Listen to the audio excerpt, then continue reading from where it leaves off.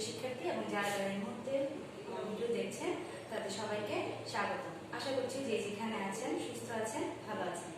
আজকে আমি চতুর্থ শ্রেণীর প্রাথমিক গণিত বিষয়ে আপনাদের সাথে আলোচনা করব।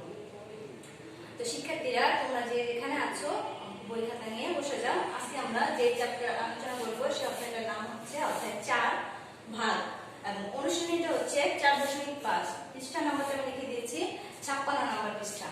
তো এই প্রথমে একটা অঙ্ক তুলে রেখেছিলাম করার সুবিধার্থে, সেটা হচ্ছে 1 নম্বরের 1, 4.5 1 নম্বরের 1।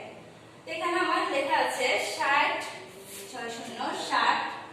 ভাগ হচ্ছে 30, মানে এখানে একটা ফলাফল বসবে, সেটা আমি পরে বসাচ্ছি। এখন ভাগ করার ক্ষেত্রে আমরা দুটো নিয়ম পারি বা দুটো নিয়ম আছে, দুটো নিয়ম জানি। তো আমি এই দুটো নিয়মকে আপনাকে তোমাদের দেখানোর চেষ্টা করতেছি। প্রথমে হচ্ছে সাধারণ পদ্ধতি।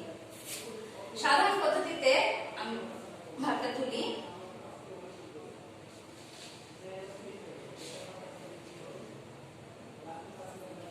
সাধারণ পদ্ধতিতে তোলার সিস্টেম হচ্ছে এটা। এক্ষেত্রে আমাকে একটু পরিচয় দিতে হবে।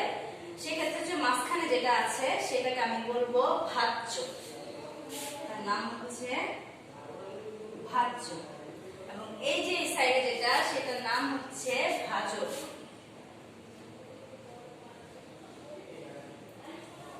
তার মানে ভাজ্যকে আমি ভাজক দ্বারা ভাগ করব, মানে যাকে ভাগ করা হয় তাকে বলা হয় ভাজ্য, যার দ্বারা ভাগ করা হবে তাকে বলা হবে ভাজক। তাহলে আমি এখন ভাগ করা শুরু করে দেই। এখানে আমরা সবাই আসলে স্থানীয় মানটা খুব ভালো করে জানি। এটা একক স্থানে আছে, এটা দশক স্থানে আছে, এটা বলার অপেক্ষা রাখে না। তা আমি দেখি প্রথমে সিস্টেম হচ্ছে প্রথম সংখ্যাটা আমরা নিব। আমার ভাজক দিয়ে আমি প্রথম সংখ্যাটাকে ভাগ করব। আমার ভাজক আছে 2 সংখ্যা। তো আমার 2 সংখ্যার ভাজক কিন্তু আছে কিন্তু 6। প্রথম সংখ্যাটা হচ্ছে 6। তো শুধু 6 কে দিয়ে আমি 30 কে আমার ভাগ করা কখনোই সম্ভব না, কারণ কমটাকে আমি অনেকের মধ্যে কিভাবে ভাগ করব? ধরো তোমার কাছে 6টা চকলেট আছে, তুমি কখনো 30 জনের মধ্যে সেটা ভাগ করতে পারবে? কখনো পারবে না। তাই এই ক্ষেত্রে আমাকে কি করতে হবে? ছোটটাকে অ্যাকসেপ্টেবল না, তাই 6 এর সামনে যে সংখ্যাটা আছে মানে আরেকটা সংখ্যা আমার সাথে নিতে হবে। তো এখানে যেহেতু আছে 60, তাই পুরো 60টাকে এখানে নিলাম। এখন 30 দিয়ে আমার 60 কে কয়বার ভাগ করলে হয় সমান মিলে যাবে আর না হয় কাছাকাছি একটা মান আসবে, সেটা আমি এখন পাশে গুণ করে তোমাদের দেখাচ্ছি। তোমরা যখন খাতায় করবে সাইডে একটা রাফ লিখবে, উপরে রাফ লিখে কর্নারে দাগ দিয়ে আলাদা করে মার্জিনে দেখে ফেলবে। আমি এখন এখানে করতেছি মাঝখানে, কারণ আমাকে দুটো পদ্ধতি দেখাতে হচ্ছে। আচ্ছা, প্রথমে আমি 30 দিয়ে 1 কে গুণ করব। 30 1 কে 30, আমরা সবাই জানি ইজি। তার মানে 30, এরপরে 30 এ যাচ্ছে, পরেরটা আমি দেখি কাছাকাছি মান আসে কিনা। আরেকটা 30 দিয়ে 2 কে গুণ করব। 2 0 0 3 দুগুণে 6। তার মানে আমি একদম সমান এখন একটা মান পেয়ে গেছি 60। কত দিয়ে পেয়েছি? 2 দিয়ে গুণ করে আমি 60 পেয়েছি। তাহলে আমার এই যে এই জায়গাতে আমার 2 লিখে এই 60 এর নিচে আমাকে 60 বসাতে হবে। তাহলে এই 60 থেকে 60 এখন আমাকে বিয়োগ করতে হবে। সমান সংখ্যা দিয়ে সমান সংখ্যা যখন বিয়োগ করা হয় তখন সেখানে শূন্য অবশিষ্ট থাকে, মানে কিছুই থাকে না। এখন কথা হচ্ছে যে আমার 2 এখানে বের হলো, এই জায়গাটা কি বলবো আমি? এই জায়গাটা যেটা বসবে সেটাকে আমি বলবো ভাগফল।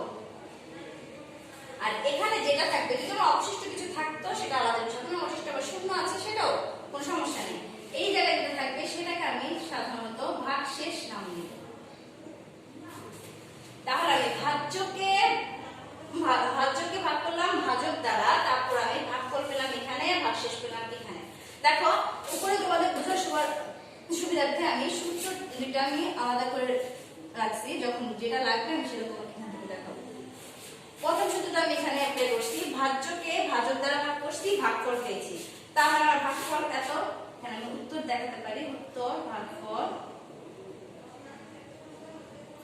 2।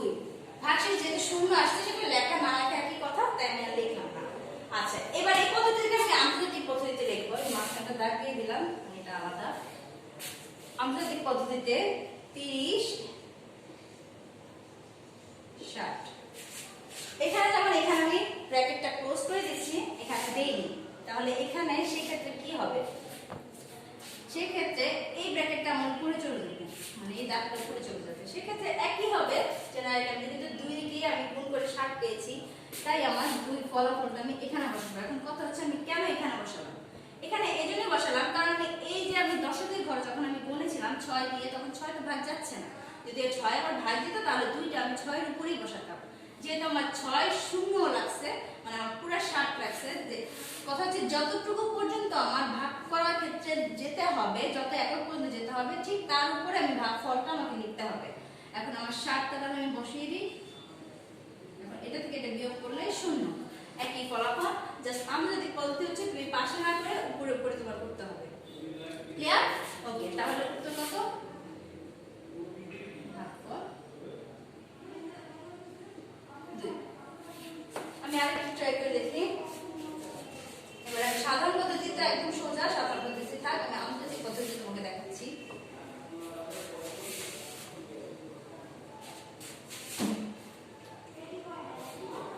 3 নম্বরটা দেখি। 240 ভাগ 30। এখন 30 আমি আগে লিখবো,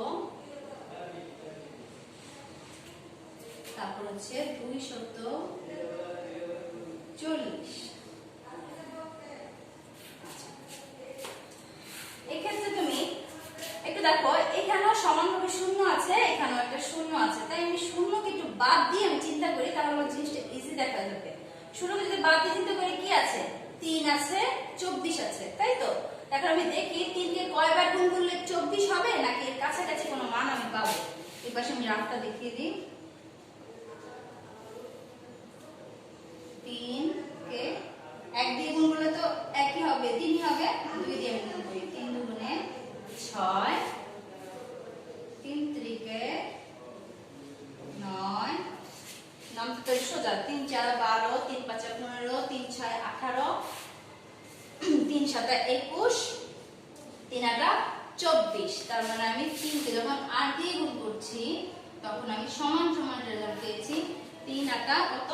24। তার মানে এখন আমি যদি 30 কে যদি 8 দিয়ে গুণ করি, তাহলে দেখি কত হয়। 30 কে 8 দিয়ে গুণ করলে 8 0 0, 3 8 24। দেখলে তো মিলে গেল। এখন দেখো ওটা মিলালাম কেন? আমি আগে প্রথম সংখ্যাটা নিলাম, তাই তো? ভাগ অনুসারে প্রথম সংখ্যা 2, যেহেতু 2 কে 30 দ্বারা ভাগ করে যায় না, তাই আমি 4 পর্যন্ত গেলাম। 4 পর্যন্ত গিয়ে দেখলাম 24, তাও 30 এর চেয়ে ছোট হয়ে গেল। এই জন্য আমি 240 মানে শতকের এককের ঘর পর্যন্ত আমাকে যেতে হলো। এই যে এককের ঘর পর্যন্ত গেল, তারপর আমি গুণ করে 8 দিয়ে মিলিয়ে ফেললাম। এখন আমাকে এইখানে 8টা লিখতে হবে, যেহেতু আমাকে এই পর্যন্ত এই একক স্থান পর্যন্ত যেতে হয়েছে। যে 8 লিখে সরাসরি 240, নিচে কত? 0, যেহেতু মিলে গেছে তাহলে 0। উত্তর ভাগফল 8। এবার আমি আরেকটা দেখি, আর কয়েকটা ভাবে করে দেখি। আমি যদি পদ্ধতিতেই দেখি, আমি যদি পদ্ধতিটা অ্যাপ্রুভাল বেশি।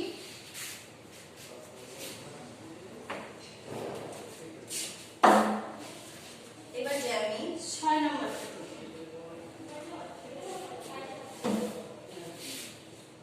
6 নম্বর আছে 92 ভাগ 46। আসলে পদ্ধতির মাধ্যমে আমি তুলতেছি। 46 92, এটা কি? ভাজ্য, এটা ভাজ্য। আচ্ছা,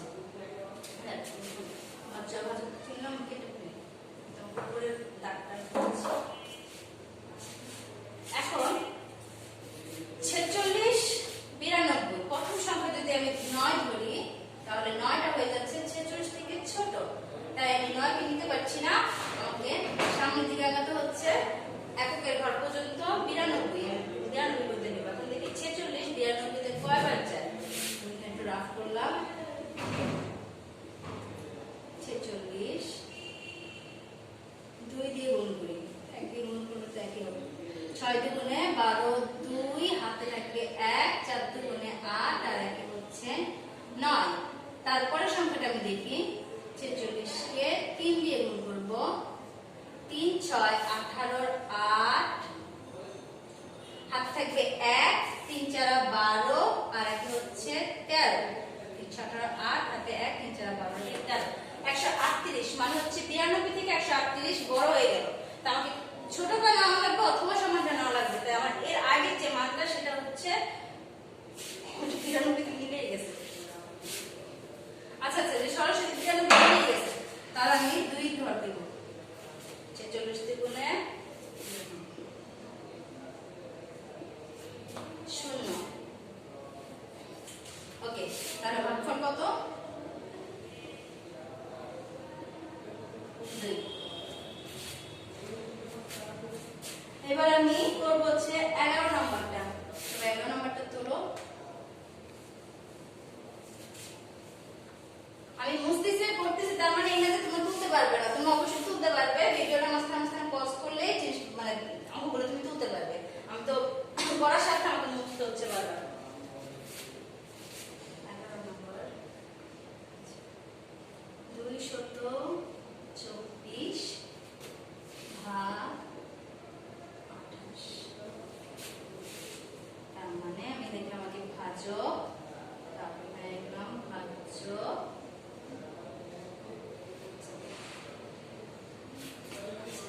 প্রথমে আমি 2 এ লিখলাম শতকের ঘরে 2 ছোট, যেহেতু 28 থেকে 2 তে যাবে না, 2 থেকে আমি আবার 22 এ দিলাম। 22 28 থেকে ছোট, তাই 22 ও যাবে না, 22 দিয়ে 28 দিয়ে 22 এর ভাগ যাবে না। তারপর আমি আরেকটা সংখ্যা নিলাম, সেটা হচ্ছে 224। এখন আমি 28 কে গুণ করে দেখতে হবে 224 আমি সরাসরি পাচ্ছি কিনা অথবা তার কাছাকাছি মান পাচ্ছি কিনা। 28 2 দিয়ে গুণ করি, 8 দুগুণে 16 6, হাতে থাকবে 1, 2 দুগুণে 4 আর এক হচ্ছে 5।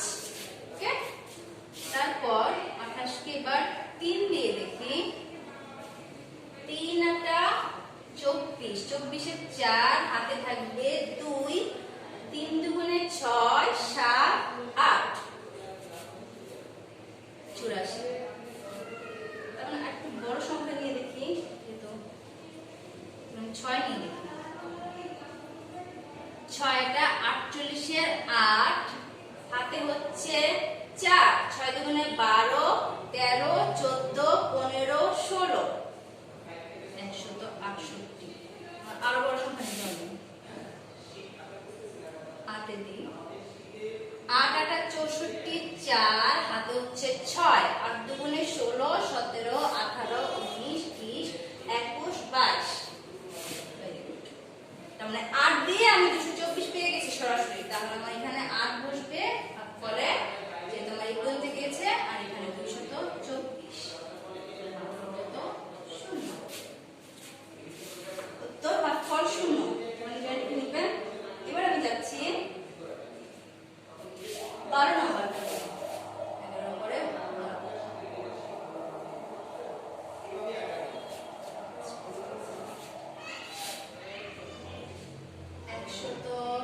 141 ভাগ 27।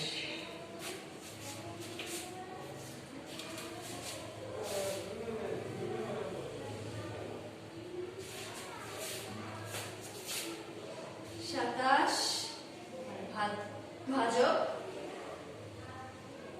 ভাজ্য। এখন 1 পর্যন্ত নিলেও যাচ্ছে না, 14 পর্যন্ত নিলেও যাচ্ছে না, কারণ 27 থেকে ছোট। তাহলে আমাকে পুরোটাই নিতে হবে 141।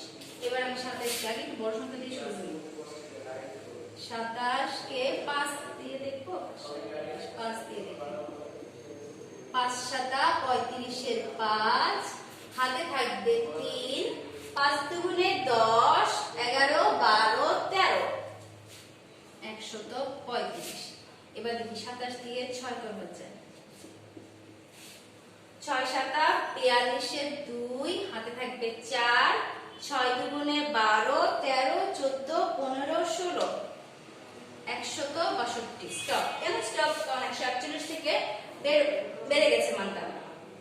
তাহলে আমাকে হয় সমান নিতে হবে, না হয় কাছাকাছি একটা মান নিতে হবে। তো এর আগের মানটা আমাকে নিতে হবে, যেহেতু 5 দিয়ে গেছে, 6 এর আগে 5 দিয়ে গেছে 135।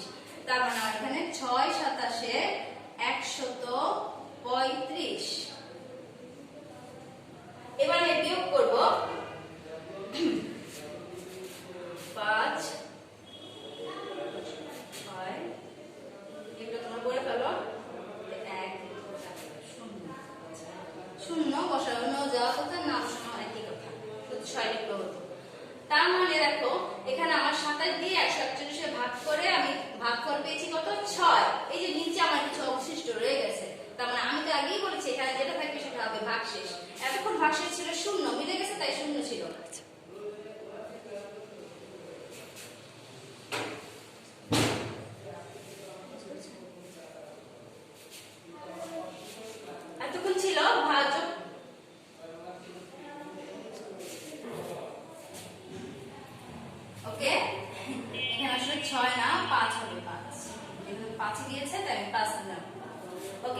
অবশিষ্ট এখন কত রইলো 6। তাহলে এতক্ষণ আমার মিলে গেছে, তাই আমার ভাগশেষ লেখার প্রয়োজন হয়নি, কিন্তু এখন তো আমার কিছু অবশিষ্ট রয়ে গেছে। তাহলে এটা হবে আমার ভাগফল,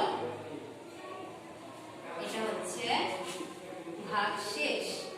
এখন আমরা যদি অঙ্কটা হয়েছে কিনা সেটা মিলানোর চেষ্টা করি, তাহলে আমার কাছে সিস্টেম আছে। সেই সিস্টেমটা আমি 2 নম্বর সূত্র অনুসারে আমি ফেলতে পারি। কি করব? ভাজককে ভাগফল দিয়ে গুণ করে ভাগশেষ যোগ করলে যদি ভাজ্য পাওয়া যায়, তাহলে সেটা সঠিক। তোমরা ওইভাবে তোমার পরীক্ষাটা করে নিবা যে তোমার ভাগটা হয়েছে কিনা। তাহলে আমি একটু দেখি সূত্রটা ফেলে। সূত্রটা কি ছিল? ভাজক গুণ ভাগফল যোগ ভাগশেষ সমান সমান ভাজ্য। এখানে ভাজক কত? 27, ভাগফল কত আসছে? 6, ভাগফল আসছে 5, ভাগশেষ আসছে 6, সমান সমান আমাকে ভাজ্যটা বের করতে হবে। ওকে, তাহলে আমি 27 কে 5 দিয়ে গুণ করি। 5 7 35 এর 5, হাতে রইল 3, 5 দুগুণে 10, 11 12 13, 135। কি করতে হবে? যোগ করতে হবে 6 দিয়ে। তাহলে আমি 6 দিয়ে যোগ করি। 6 7 8 9 10 11, 11 কত? 1, হাতে 1, 3 আর 1 4, আর 1 এর 1 বসলো। ভেরি গুড, হয়ে গেছে আমার। এইভাবে আমি অঙ্ক করার পরে এই সূত্রের মাধ্যমে আমি আবার চেক করে ভাজ্যটা এক আছে কিনা সেটা চেক করতে পারবো। ঠিক আছে, এরপর আমি একটু বড় অঙ্কের দিকে যাই। তখন 3 সংখ্যা, এখানে 4 সংখ্যার দিকে আমি যাই।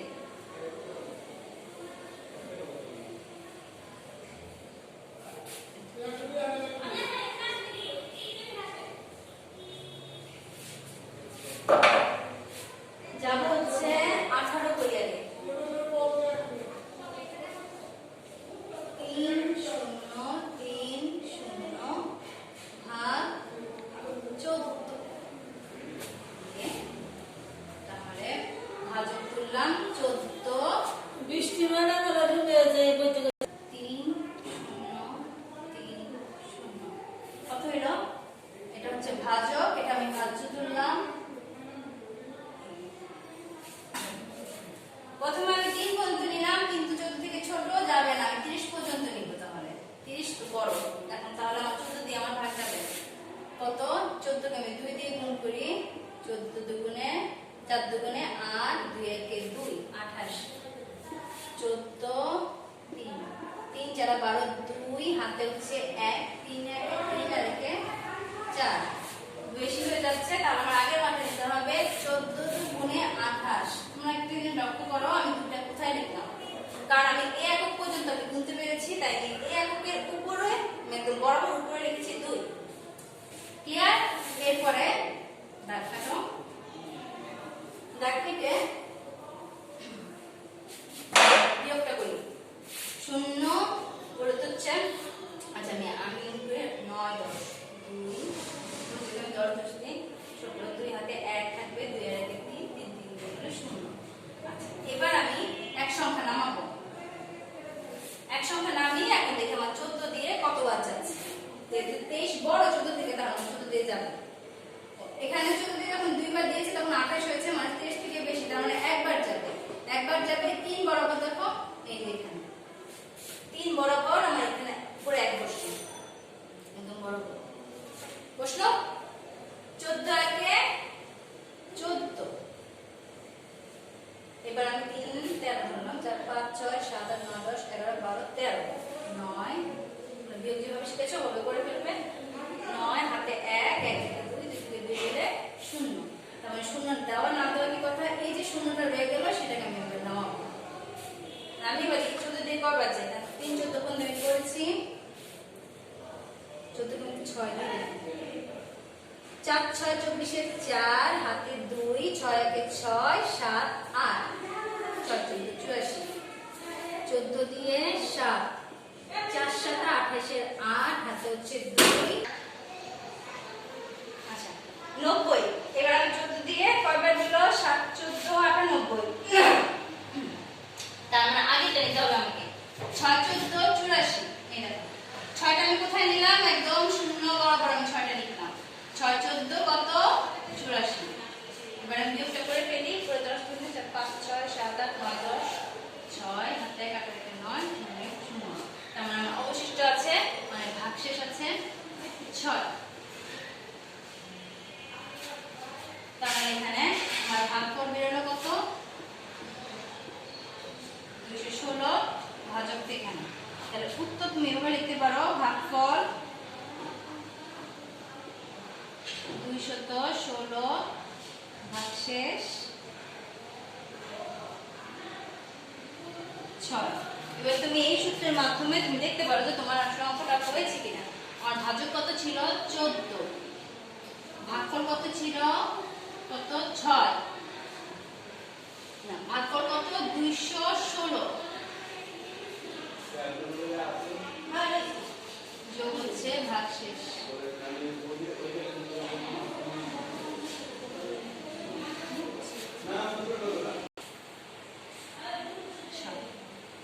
মিলিয়ে দেখি 14 দিয়ে 216 করতে হবে